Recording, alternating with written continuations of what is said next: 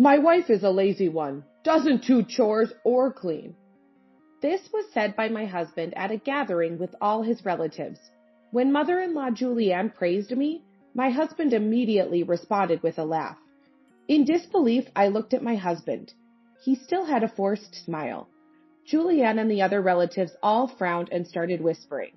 The room quickly became uncomfortably tense. Actually, I couldn't hold back and spoke up.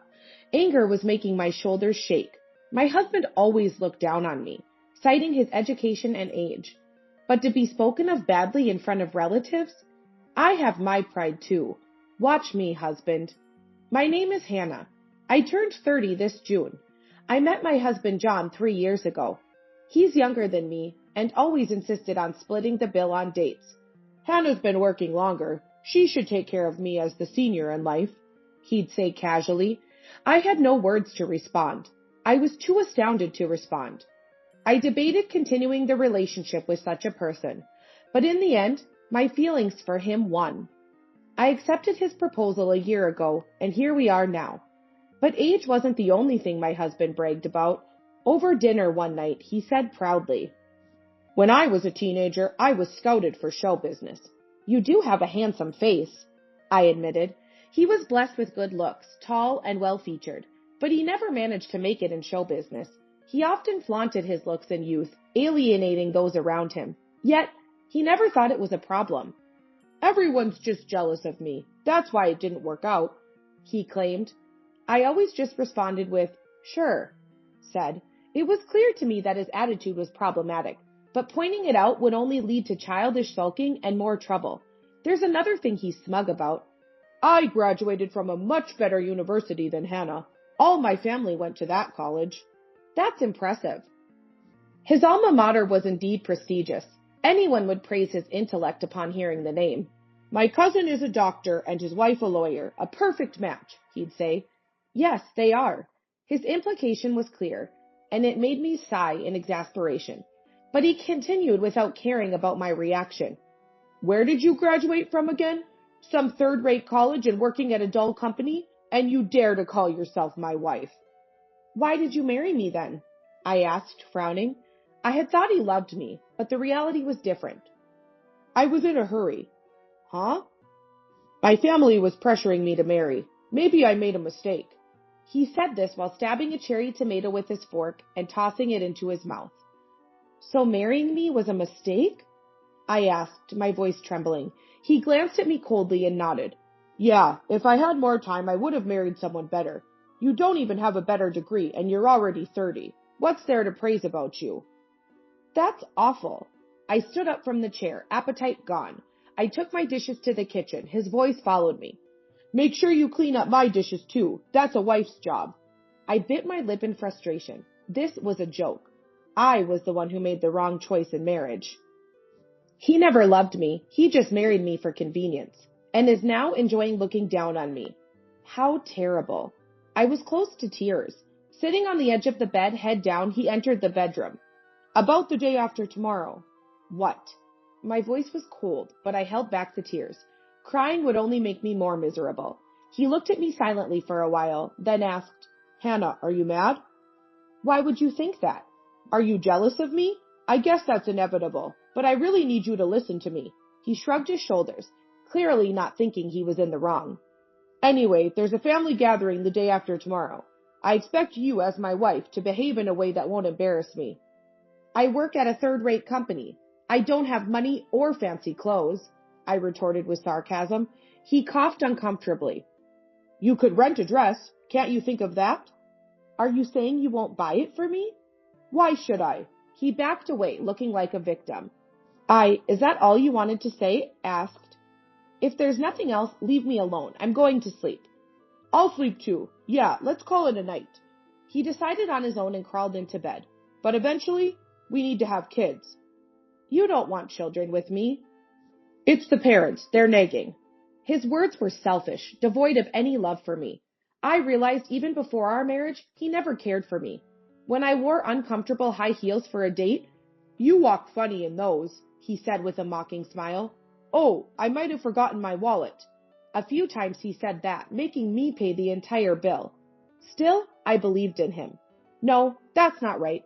I believed in my intuition, convinced that he was the only one, desperately trying not to be dumped. Maybe he appreciated my desperation and chose me as his wife, a convenient woman who would do as he says. His family home was grand and somewhat old-fashioned. Inside the large room, many relatives gathered. Mom, I'm home. Oh, John, welcome back. Haven't seen you, Hannah, since the wedding. Yes, it's been a while, I nodded.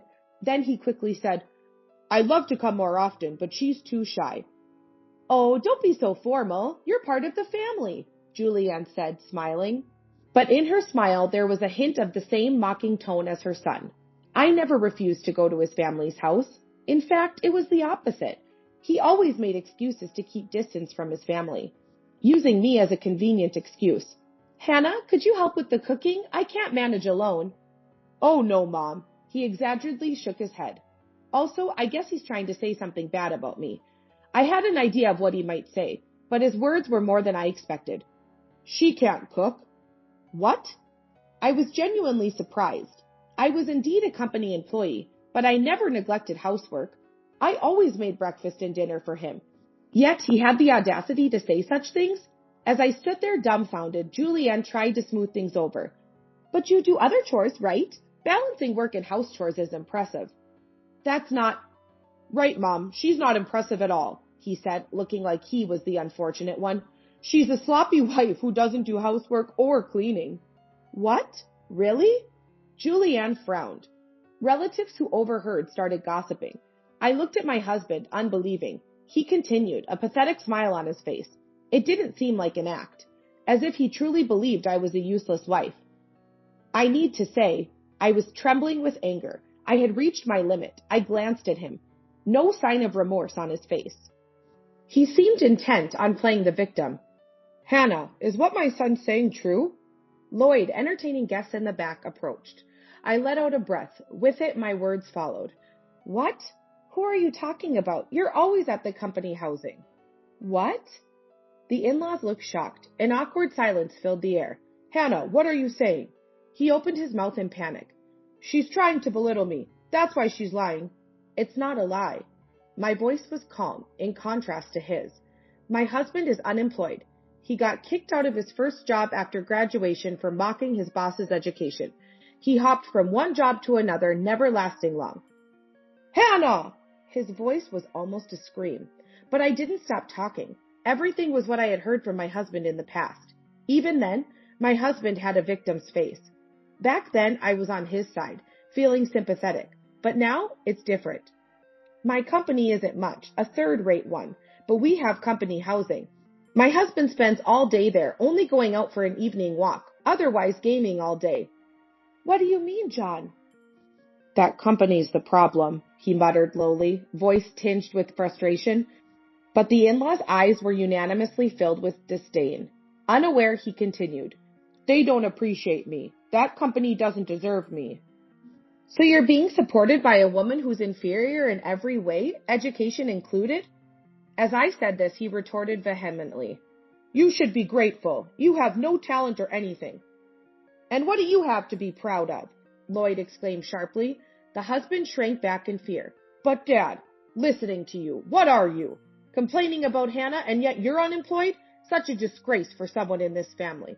I'll find a suitable job soon, he insisted, almost crying. Of course, such naive thinking was unacceptable. What do you think your age is? Suitable job?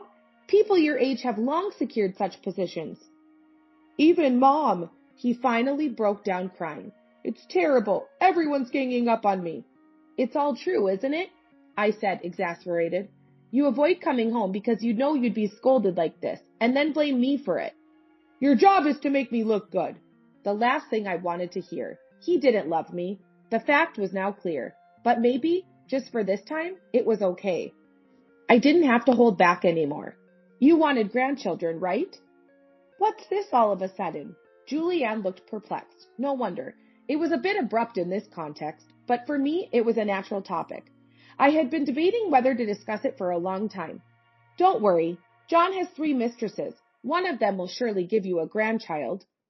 What did you say? Julianne held her head. John, not only are you jobless, But what have you been doing elsewhere? It's because she lacks the charm of a woman. Place! Julianne scolded him. Already crying, my husband now began to wail louder. They're all younger and more attractive than you, but they're economically incapable, all pitiful. The pitiful one is you. I thought I'd confront him with reality. I knew it all along. Your excuses about going for walks or visiting friends? Because I turned back and said, Please come in, Mia. Yes. Responding and entering the room was a beautiful blonde. Just as my husband said, young and attractive. And until recently, she believed in my husband. John, I was just a game to you. No, I like you much more than my wife, but you don't have the ability to make a living. Being a novelist is uncertain. Having a concrete dream is much more respectable than you. I raised my voice. My husband looked around fearfully, seeking help, but no one reached out to him. Everyone looked at him with contempt. Hannah, what have you done? Now my reputation is ruined. Stop blaming everything on me. I spat back at him, his resentful eyes on me. Mia was planning to marry you and even started part-time work in addition to her writing. Mia, is that true? His expression brightened. Mia crossed her arms, rejecting him. But it was all for nothing. That's not pointless. If you're willing, I'll leave Hannah. To think you'd easily abandon your wife like that? We're done, Mia argued back. My husband hurriedly tried to follow her. But then Lloyd's voice was thrown at his back. Pathetic, John. Dad, like I said earlier, Hannah is a terrible wife who can't do any housework. I've been enduring it. I was speechless.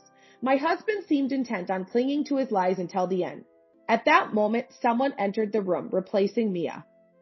Stop belittling my daughter. Hannah's mom? My husband looked surprised. I wasn't. After all, I had called Mom here. I had been waiting for this day. I told Mia the truth to get her cooperation. It was hard to tell Mom everything, but it was necessary. My daughter has always been kind, helping with housework since she was young. It's impossible she can't do it. Is that so? Julianne's face went pale. Mom, you've always lied to cover up when things get tough. I'm your mother. I could tell it was a lie. But to think it hasn't changed even now? Julianne apologized to me and Mom. Mom, I'm sorry for what my son has done. No, Mom looked at me troubled. I met my husband's gaze and said, So you're not going to apologize? Of course not. I've been humiliated in front of the whole family. That's right. Lloyd nodded gravely. You're a disgrace to our clan, John. From today, you're no longer a part of this family. Go chase your dreams wherever. Dad, what are you saying? You're joking, right? The only joke here is your existence. Lloyd rebuked my husband. He trembled and collapsed on the spot. How am I supposed to live now? I hate to say this while you're down, but... I thrust the prepared divorce papers in front of him. Sign this, please. Hannah, even you're abandoning me? You abandoned me first. I left those words behind and exited with Mom. Wait! Footsteps chased me as I stepped into the corridor. My husband grabbed my arm. Please, don't abandon me. Why don't you ask your mistresses? Though they all know now that you're married and have been deceived. Naturally, they were angry. Mia was their representative. No one would believe him anymore. Hannah, please forgive me. It's impossible. I shook off his hand. I've been preparing for this day. I thought I wouldn't be able to protect myself otherwise. Protect yourself? Yes. I looked up at my husband with a stern expression. If I hadn't protected myself, I'd be humiliated by you now. That's, To my husband's faltering words, I said, marrying you was a mistake. Hannah. My husband started crying like a scolded child. I walked away, never looking back. My husband was reluctant to agree to the divorce. Calls came daily to my mobile phone. I didn't answer. I knew what he wanted without having to talk. Please don't divorce me. Cheer up. I answered the phone once, reluctantly, to hear such whining. Obviously, he didn't miss me, just clung to my financial stability. I'm just clinging to my financial ability. This is so obvious that no matter what is said or complained about, I can only feel annoyed. Mia called me. Mia? He sounded momentarily hopeful, but my words dashed his sweet delusions. She's moving, starting over in a new town. What about me? She didn't mention you. Seems like she's completely over you. No way. His voice froze. I thought it was for the best. Mia is still young, and she's also beautiful. Beautiful with a dream of being a novelist. It would be a pity if she ruined her life associating with someone like him. The other mistresses seemed to have cut him off too. Otherwise, he wouldn't be so desperately relying on me. You're all I have left, Hannah. Why? I feigned surprise. Why do you think I would help you? Because you love me, right? Even now, my husband was pushing his perceived attractiveness. I couldn't help but laugh. I did like you indeed. Then? But that's in the past, I declared firmly. Voicing it out loud helped me reaffirm my feelings. I don't love him anymore, not even a bit. The fact that I ever loved such a person feels bitterly regrettable. Goodbye then. Wait, Hannah! His voice was filled with anguish. I mercilessly ended the call. A few days later, the divorce papers with my husband's signature arrived. I looked at them and let out a sigh of relief. Hannah, long time no see. Mia stood at the door, bowing her head. I smiled and invited her in. How's the novel going? Thanks to you, I managed to meet the deadline. That's great. I offered her coffee, relieved. It was a strange connection, but Mia and I had started keeping in touch since then. We both fell for the same man and suffered similarly. Your advice really helped me. Don't take an amateur's opinion too seriously. No. Mia looked directly at me. You were the first person to seriously listen to my problems, Hannah. Really? Yes, that's why I'm grateful. Mia smiled gently. Even as a woman, I felt nervous being smiled at by such a beauty. But Mia seemed unaware of her effect. Over coffee, she continued. Hannah, what about your next romance? No way. I was clear. I've had enough of men for a while. What about you, Mia? Well, Mia blushed and looked down. I could guess. You have someone you like? People always say I fall in love easily. Maybe they're right. Mia looked embarrassed, but I found it endearing. Why not? Go for the next love. You think so? Yes, I guarantee it. You deserve to meet a wonderful man and be happy. Thank you, Hannah. Mia finally looked up, blushing more attractively than before. After Mia left, I looked around my room. It's a company housing provided by my workplace where I still live. My husband? No, ex-husband. What became of him? It's unclear. Seems he was disowned by his own family, and he never holds a job long. But that's a problem he brought upon himself. Dependent on me, belittling me, trying to ruin my life. He no longer exists in my life. Ah, nice weather. I stretched widely near the window, feeling light and refreshed as if I were a cat. I was free.